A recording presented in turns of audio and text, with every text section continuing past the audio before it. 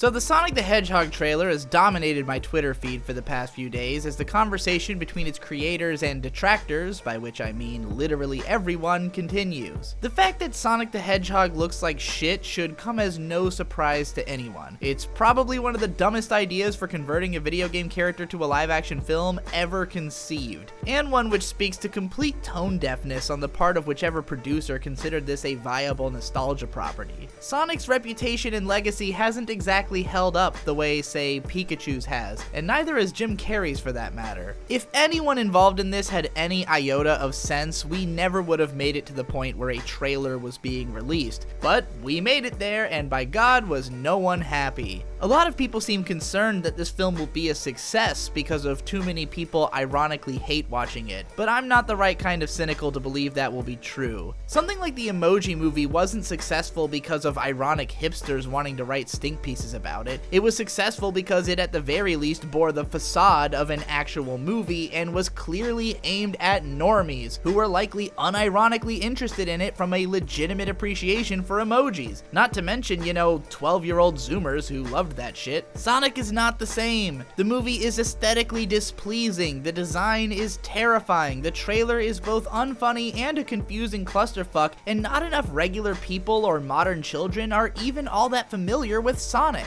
I'm calling it right here, this will bomb as badly as the Ghostbusters reboot or the Power Rangers movie, regardless of how the studio reacts to rampant lampooning of the trailer, which is why it's upsetting to many that they're actually trying to do something about it. In the wake of the trailer's massive roasting, the director came out on Twitter stating that the studio would redesign the character before the film's release, and a lot of 3D animators' faces went straight into their palms. You see, Sonic the Hedgehog has already announced its November 8th release date, and there has been no mention of changing it.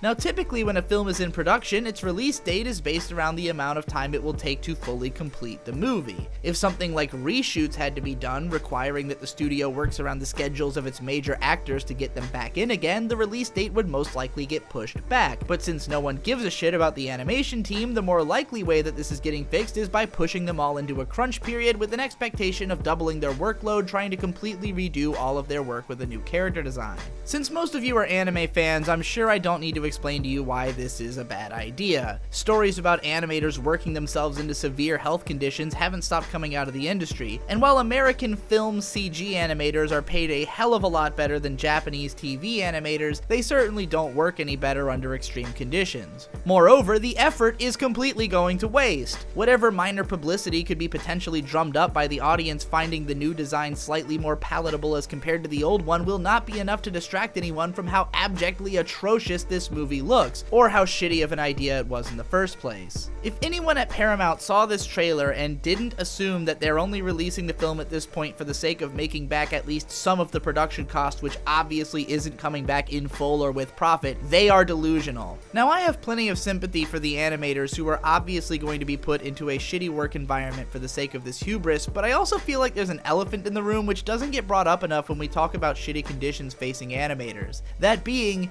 these people knew they were working on the Sonic the Hedgehog movie. It's hard for me to really communicate this without some preface of my perspective, so let me clarify. First of all, concepts such as job security or consistency are totally alien to me. I'm a self-employed YouTuber. I can't even count on my platform not to pull my work when it's actively making them money. I have no benefits, I work a lot, I might be out of my mind. But I can tell you that as maddening as my job may be in certain regards, it still works. I am happy, I make as much money and work as many hours as I feel is appropriate for myself, and I don't find myself involved in bullshit projects that are obviously going to fail. You see, the thing about the arts is that individually they are totally worthless and unnecessary. The only reason art can make a profit is that people decide they like it and to contribute to its existence, either in order to have access to it or just to prop it up. No one is owed a career in the arts, and the arts are not owed an existence. Creating the Sonic the Hedgehog movie is not something which we as a society needed someone to do, in the way we need people to till fields and build houses. Now, how worthwhile any job really is can be of course up for debate, but the bottom line is that people are only able to work jobs like this at all because enough people decide to spend their money on the things which they create. When you involve yourself in a creative project, then, you are always taking an enormous risk that the thing you're working on will not be worthwhile enough to a great enough number of people that they will pay you to keep doing it. If you want to do creative work effectively, a significant part of your skill set needs to be the ability to identify whether what you're doing is going to work or not, and to take measured risks along the path to your goals. Suffice it to say, if you find yourself working on a fucking live-action Sonic the Hedgehog film, you should consider the possibility that not only are the producers in charge of this project obviously totally incompetent and likely going to fuck you over badly, but also that your whole studio might be at serious risk of closure or restructuring after no one makes any profit from this film.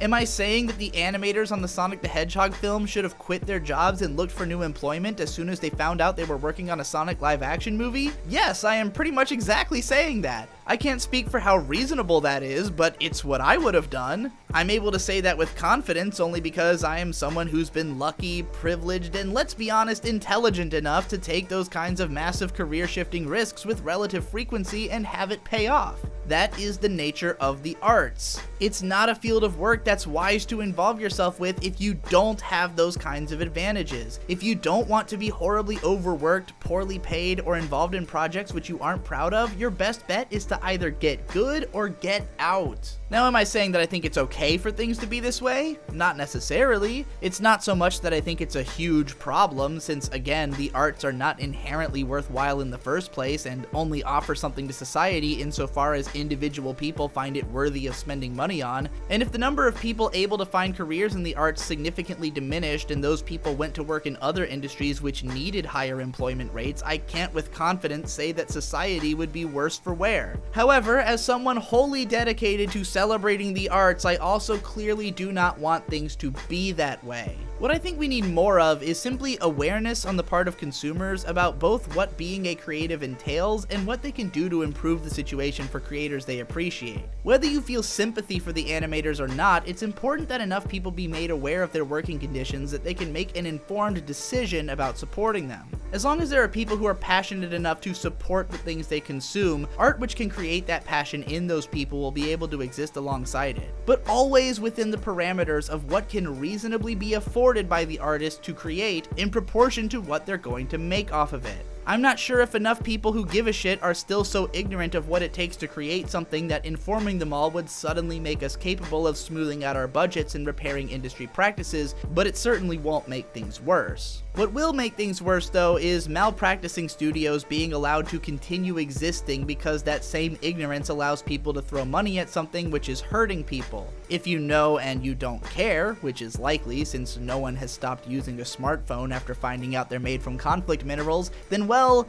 it can't be helped. Animators, don't forget that you, like everyone else, need to stay woke 24/7. Shit's not gonna get any better unless you take matters into your own hands, whether that means busting ass to get a job somewhere that doesn't fuck around with shit like this, or if you just straight up don't have the skills or time, considering another industry.